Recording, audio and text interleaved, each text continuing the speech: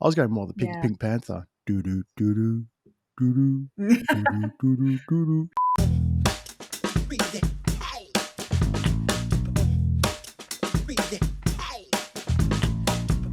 Hello, everyone, and welcome back to the Remind podcast. My name's David Masterton. I'm joined with the lovely Dr. Ashley Morland. And Ash, we're talking about talking. Yeah, we are. We are. And you guys are so lucky that we're talking about talking because a week ago we wouldn't have been talking at all. Dave has been unwell. Super blessed that we're even getting this out this week. Thanks for showing up, Dave. Thank you. Thank you. Lovely to be here. Yeah, it's been a bit of a Yeah. non-COVID event.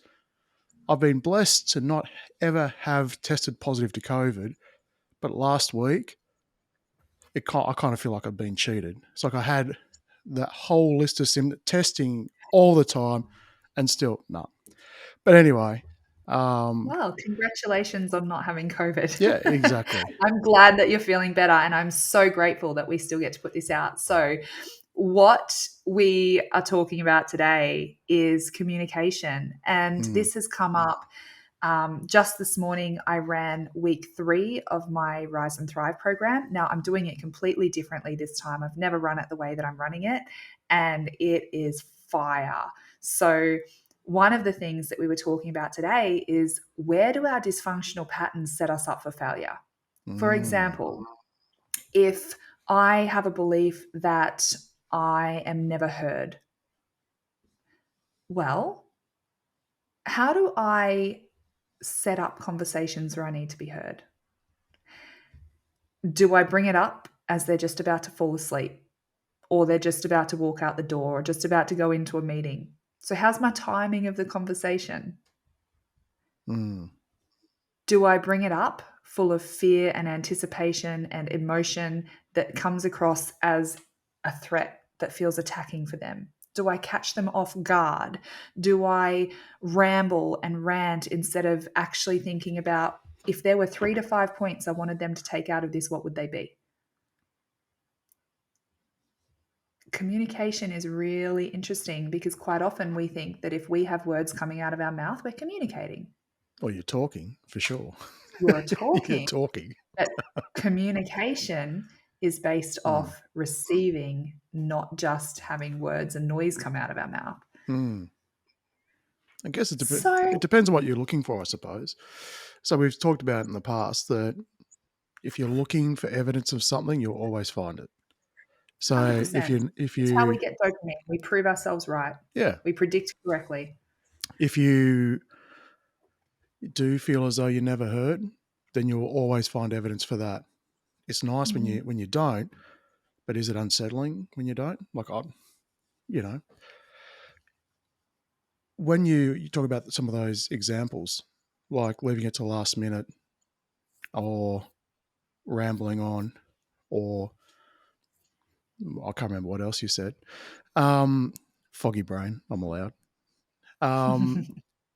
Is it that we're looking to reinforce that, or is it at those points in time, that's when our nervous system is in hyperdrive, or our needs are in hyperdrive, and throughout the day, when we have capacity, we kind of keep it down.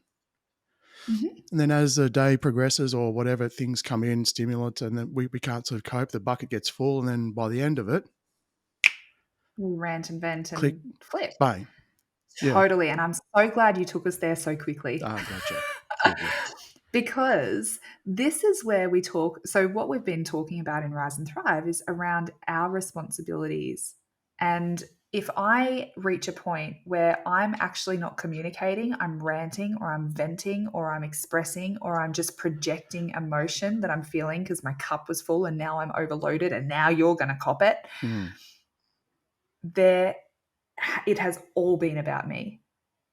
And so, Dave, if I had had a really day, if I had had a really, really rough time and the kids were driving me crazy and I just needed to get it off my chest, and you walk in the door and I just, with absolute no consideration for you, no consideration of the context, nothing, if I just rant and vent at you and you're like, whoa, yeah, whoops, I've literally sorry, just walked wrong in the house. door. I'm next one over. Yeah.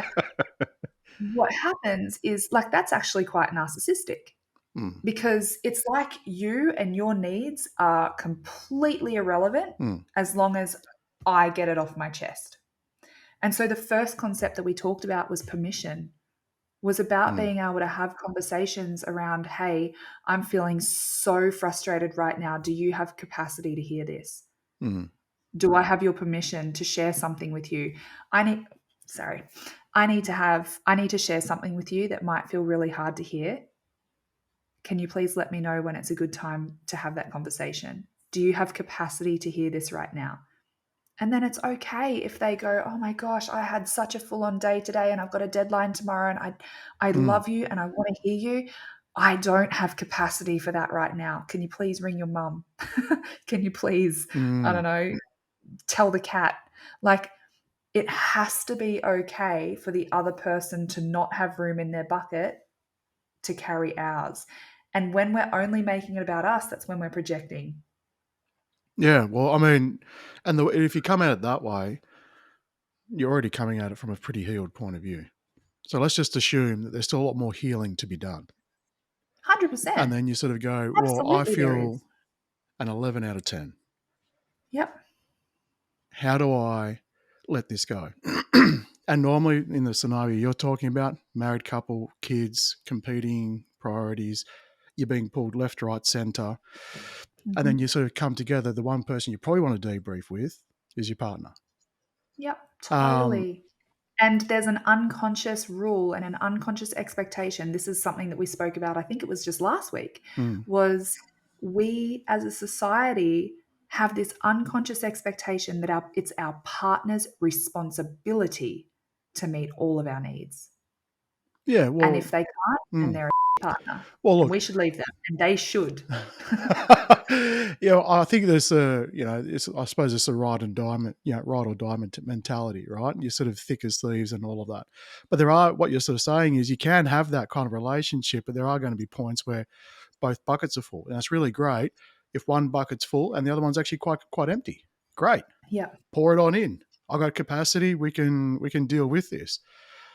So if I've had a great day and I'm got a lot of capacity. I walk in the door and you're haphazard. Let's bang. I've got everything I need to talk to you about. Mhm. If I got big capacity, I know exactly how to handle it. Yeah. Okay, it sounds like you had a big day. Let's unpack that. Did you want a cup of tea? Did you want to, you know? Well, then you've gone into fixer. Well, I don't So necessarily what if agree with that. we're talking about communication here, not fixing a No, problem. but I think there has to be a de-escalation at that point, especially in this scenario that you sort of had, that sort of launching at someone at the front door.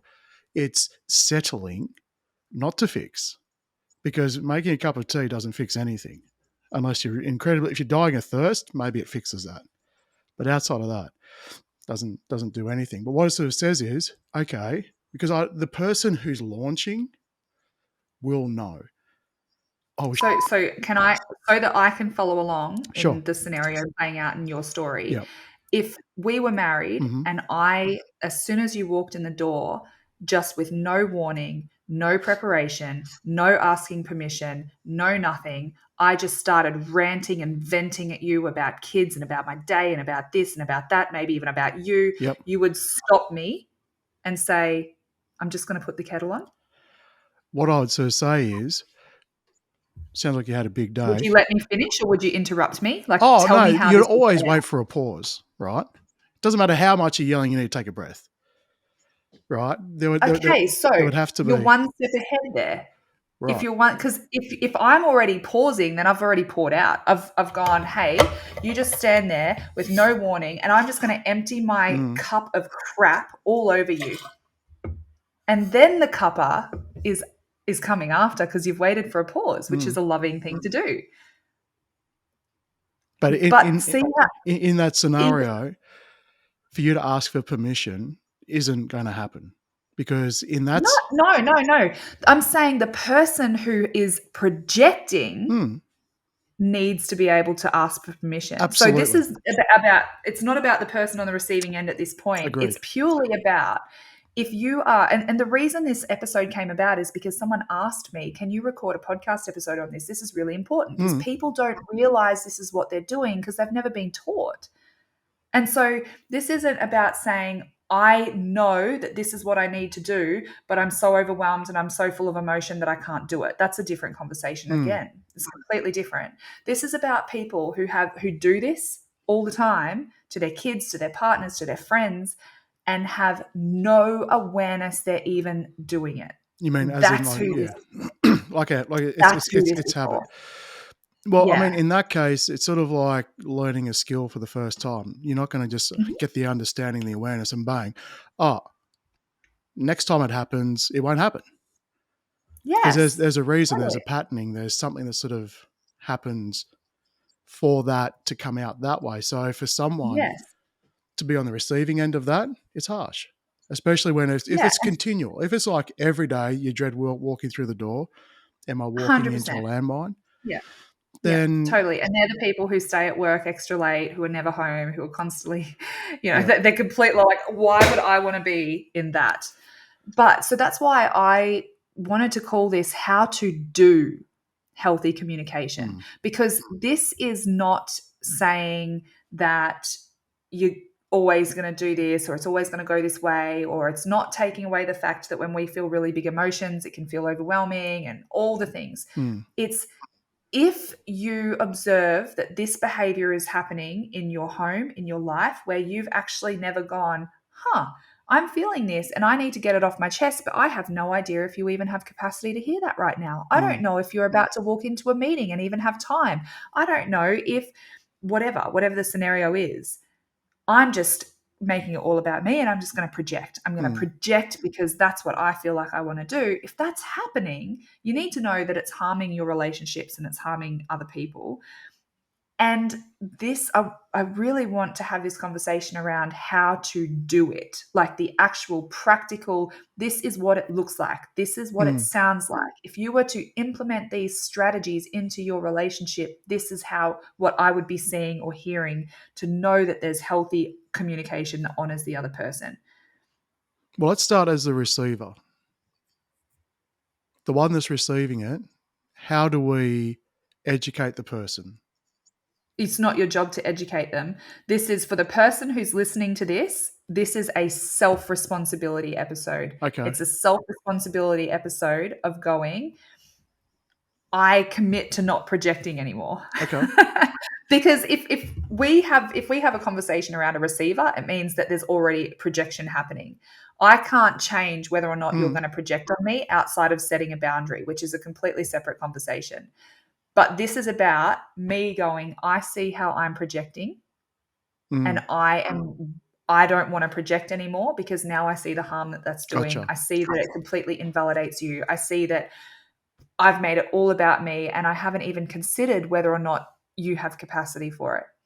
So, and maybe there's 3 other episodes just in that alone, because then it's a completely separate conversation around if I'm on the receiving end of someone projecting, how do I handle that? That's a Mm. completely separate conversation. Because generally, Um, when you're projecting, you have the level of awareness that you're talking about. You're already 90% there. The last 10% is you simply just have compassion and awareness for the person. You feel your own emotions coming up, and you sort of hold it and just sort of say, "Hey, I've got something really big coming on. Do you have time to talk about it?" As opposed to blowing up. It's a much more delicate. Not just blowing up, but it's like the stuff that you've held on to all day that when your person shows up, Mm, they just wear it. yeah, it's the emotional dumping. Yeah. But yes, there's a lot to be said about the person who's receiving it, and because the other person thinks that this is normal. It's normal and it's normal and they don't realize that it's unhealthy because they don't even know that they're doing it. Mm, Because it's so normal that like when this was so normal in my family as well, and gossiping and slandering and like it was just so normal. But mm, if hopefully our audience is people who want to do better, people who mm, want to show up as the best version of themselves. And yes, there's so much to be said around processing emotion and, doing all this big, big, deep emotional release and trauma work. That's really important. But it's also really important just to recognize that how we're doing something isn't a very good recipe. Like if I was trying to make pancakes and I didn't put any water in, it's probably not going to be very good pancakes, right? But if that's how my mum made it, then I'm not going to know that pancakes can actually be really delicious and good because it's just how it was always done. As opposed to like scones almost. Yeah, little rock cakes. Yeah. So this is about like a practical thing to go, almost no one communicates in a healthy way that actually honors the other person.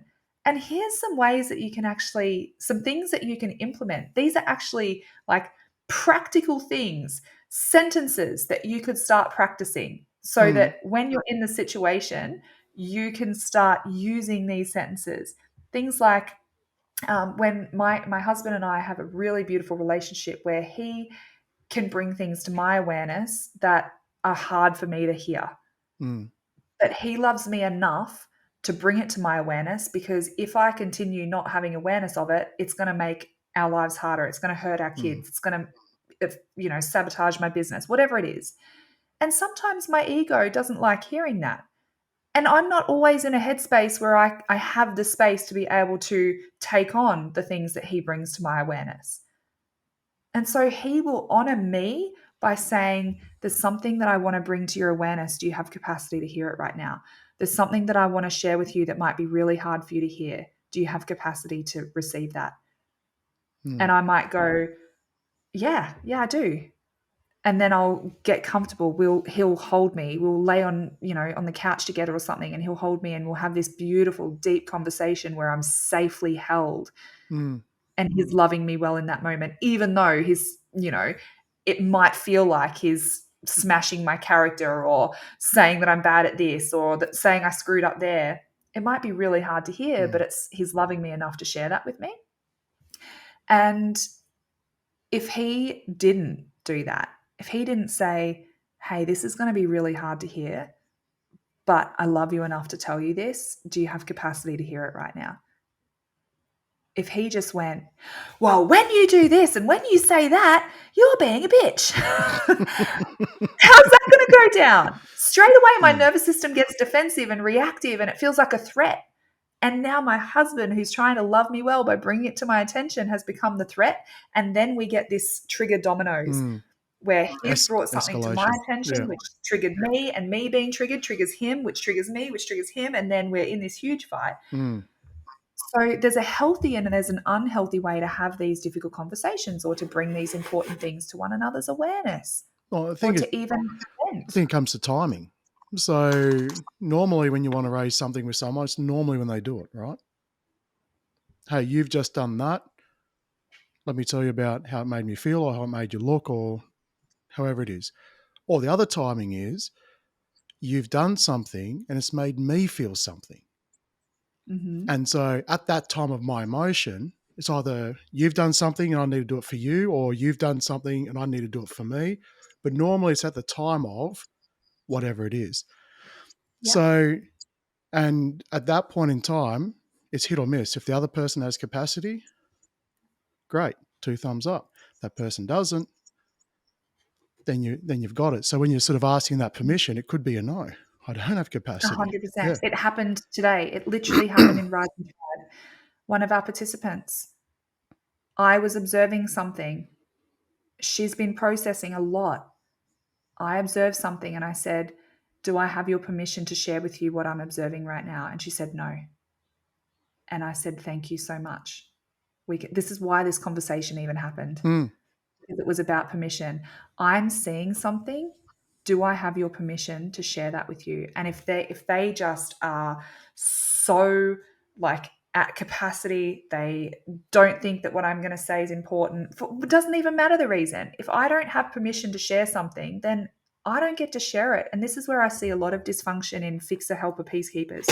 Or yeah, peacekeepers, mm, is the dysfunctional helpers and dysfunctional fixers will come in and want to tell them, oh, because I'm just trying to help you. I'm mm. just trying to help you. But actually they're making it about them, Yeah. because that person may not even want their help. They might not even want their advice or their support or their encouragement or whatever Mm, it might be. And so we are just making an assumption that they want it, coming in with it. Hmm. And if that's the case, then we've actually just made it about ourselves, not about the other person at all. I think you raise a really important point there. Sort of like, if you really want to help, think to yourself, are you okay if they don't want your help? Yeah, And then if you exactly. really want to help, and you sort of go and you ask yourself the question, am I okay if they don't want my help? Then you're on the right track. If it's sort of like, Yeah. no, this will bug me if they don't take Hmm. my advice, or if I can't get this off my chest, then okay, it's actually about the person in the Yeah. mirror. It's not about Yeah, the person in exactly. front of If you. I can't fix this, it's going to drive me Yep. crazy. You've made it about Hmm. you. That's a shame response. And shame is from trauma. And so this is so important to Hmm. understand. First of all, asking permission. Another thing that I say is, do you just need to be heard right now, or are you looking for solutions? You want to fix Because it or talk about it? exactly, exactly. Do you just need to get it off your chest, Hmm. or are you looking for solutions? Because again, that's a way to ask for permission. If how frustrating is it when all you've needed is to just be heard and be validated and have someone to be with you while you vent and get something off your chest because it's really annoyed you or hurt you, and someone comes with their solutions and their advice and their helpful things, and you're like, that's not what I need right now. That's not what I want to hear. That's not helpful. Hmm. I don't want that. I just need to be heard. Hmm. And it was my beautiful husband that taught me this, because he used to say to me, I need wife Ash, not therapist Ash. Please Oh. just stop trying to fix it. Stop trying to help. Hmm. Because people come to me, people literally pay me money to help them come to their own realizations or ask them really powerful questions or whatever it is, right? Hmm. But I'm not that for my husband. I'm not my husband's therapist. And so maybe one time out of 10, he might go, I could really do with your help on this. Hmm. Or, yeah, I'm looking for solutions. What do you see that I don't? Or whatever that might look like. But I need to say, do you just need to be heard right now? Or are you looking for solutions? That is another way to ask for permission. Hmm. Yeah, It's look, it powerful. is, because it's permission both ways. Yeah. And this is why I think it's such a big topic, because it's sort of like we're just scratching the surface, asking for permission from a point of view where I'm aware that I do it, but I want to be better. Okay, here's some of the techniques. Just Hmm. ask. It's really simple. Just sort of like put yourself in the person's shoes that's just walked in the door and go back half an hour. Yeah. What were they doing half an hour ago? What were they doing 4 hours Hmm. ago? What were they doing during that day? And then sort of go, Yeah. okay, by that time, if you're already in that mindset, you're already asking permission. You're actually asking how their day is already, Hmm. Hmm. right? And then sort of saying, hey, I've got this thing really built up, and bang, Yeah. can I just, it's not at you, but there's a lot that's going to come out. Can I? You're already there. From the Yeah. recipient's end, trying to help someone where you're in a relationship that you don't necessarily want to walk away from in a boundary, you want to sort of try and put some techniques in place to bring their awareness to it in a nice and safe way. I think that's a much bigger conversation. Oh, Much, much, 100%. much bigger. Totally. And I think with this, it's around people being willing to try to do things differently. That's Mm, it. And just because you now have a different technique or now have awareness of something, and it's like, ask permission. Awesome. That's easy to do. It's actually not. If someone said you need to ask permission before you rant and vent at me, that's actually as helpful as saying you need to set a boundary. But then, honestly, one of the biggest barriers that I see to people not setting boundaries, people not communicating well, is because they actually don't know how. They don't know what words to use. They don't know how to say it. They mm, don't have the sentences to structure around it. And so, the sentences to structure around this, even if it's a text message, like if I've had a really rough day, and when my husband used to work, he'd come home. And if I'd had a really rough day, I might send him a text going, I've had a really rough day. I need you to be gentle with me, please. mm, Because if I don't communicate that with him and give him a heads up and pre frame him, and he comes in and he's short or rude or abrupt or even if he just comes You're on a in hair and trigger. Yeah. I am. Yeah. Whereas if I pre-frame him and say, "Hey, it has been a brutal day. I really need you to be gentle with me." Mm. Or I'm so tired. I'm gonna just need you to just come and hold me for 5 minutes when you get home. Or Mm. I need you to tap me out when I get home so I can deal with this.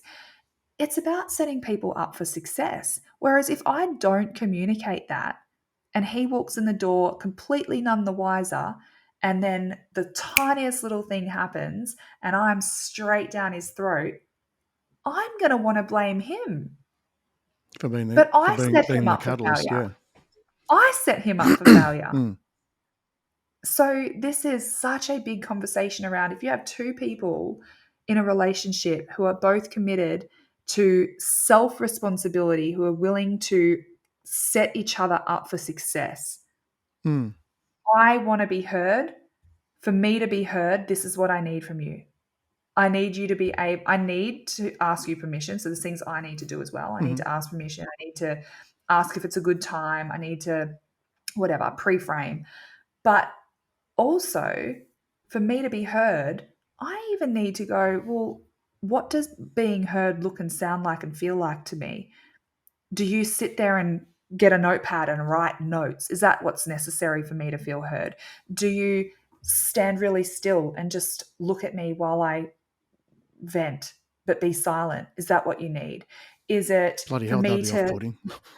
is it for me to nod my head and go, mm-hmm, Yeah. uh-huh, yeah. Is that what? And then practice it. Practice it, literally. If this hasn't come natural, like if this isn't in your playbook for life that you learned because you observed it in your early life and that's how people communicated and all that kind of stuff in your early life, literally all you're doing is you're going, oh, I'm writing a new playbook right now. I'm writing a new recipe and this Mm. recipe is a 5-star recipe. And so when this happens, I go, tilt my head and I nod and I go, uh huh, just like that. Because if I went, uh huh, Mm. it's different, but I've said the same thing. My tonality, my physiology, my body language is completely different. And so it's not simple. It's not the simple stuff, but asking the question around what does that look like? What does that sound like? What do you need to hear from me? Mm. I think at the end of the day, and this is where what you're talking about is how do we fake it till we make it? It's about being present. Yeah, Ultimately, totally. anyone Present that's and committed to action. yeah, well, anyone no, don't be fixing just yet, Ashley. That's what you said to me at the start of this show. Don't be fixing yet. You better calm down. We're just listening right now. Um, it's about it's about that person opposite you just knowing that you're there for Yeah. whatever it is. But it's a learned skill at the moment Yeah. that will become natural in generations to come. But what we've been sort of taught is to suck it up, is Mhm. to, when you go to work, leave your shit at home.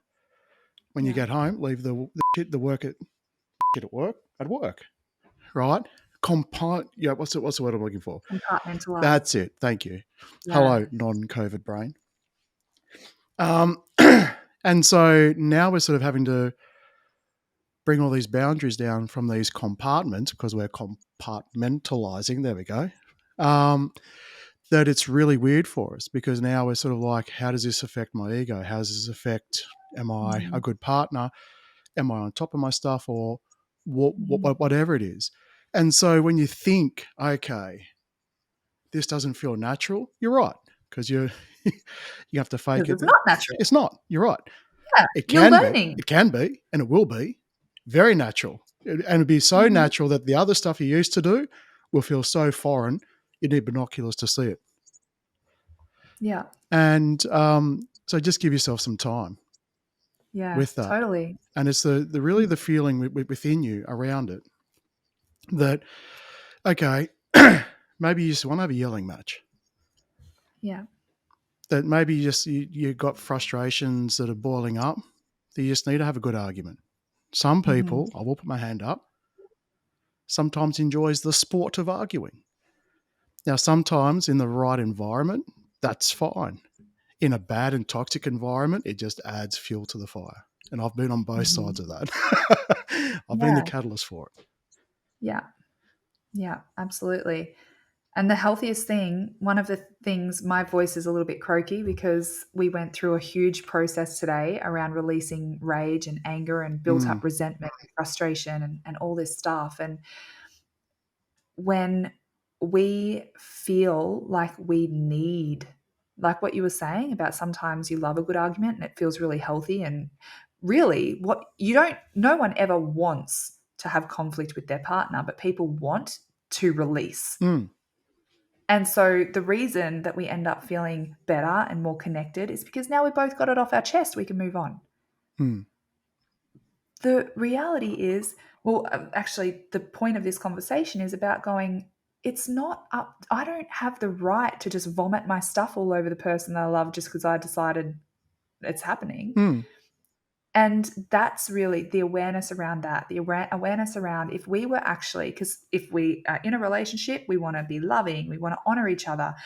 You want to know that you matter to me. mm, And part of you mattering to me is that you matter to me enough to be willing to communicate in healthy ways, to ask permission, to ask if you have capacity to hold this right now, to ask what you need in a conversation, to ask when would be a good time, to ask when you're sharing with me, what do you need me to say or do mm. to feel heard? Like all of those things are a formula for a healthier relationship. So Absolutely. I it's a know. starting Yeah, point. and no, how did you get there? It was modeled to you, and you were taught to hold Yeah. it in until you had too much. Yeah. And $100. as a collective, as a society, we're changing all of that bit by Yeah. bit. So don't be down on yourself that you are where you are. Know that you'll find your way out of it. Yeah. And with some certainty around some skills and some phrases and some statements you can use to actually achieve that, I think is really, really helpful. Mm, Hopefully, let us know what you guys need in the comments. Get in touch. We'd love to hear from you. If you actually start executing and implementing this with people in your life, now we've spoken about this in the context of relationship, but you can do the same thing in business, oh God, yeah, relationships with absolutely. kids. You Yep. can do absolutely. It apply. This is how to do healthy communication. Anytime you're communicating with anyone, these same skills can apply. So if you do start executing and implementing in your life, we'd love to hear how it goes. And if you've had any revelations, or if someone's ever not given you permission, or if you thought you were about to give them advice and someone said, I just need to be heard right now, how does it go? Let us know. We'd love to hear Mm. from you. All right, we better wrap this one up, Ash. But that was brilliant. And for those watching on YouTube, you're probably seeing how dark it is. I decided to film with the windows open and the clouds came in and covered the sun. So if you're seeing that, that's the reason why. Oh, I'm going to rush and go grab my kids. But it's been a great episode, but I think we'll expand on this from a few other areas. And yeah. as an end note, the participant that this was, created for, good on you for the awareness. That's brilliant. Yeah. Like you are on your way, Absolutely. well and truly. You're in great Yeah. hands with Ash. And I'll see you next week. Yeah, you All will. right. Bye Bye. bye.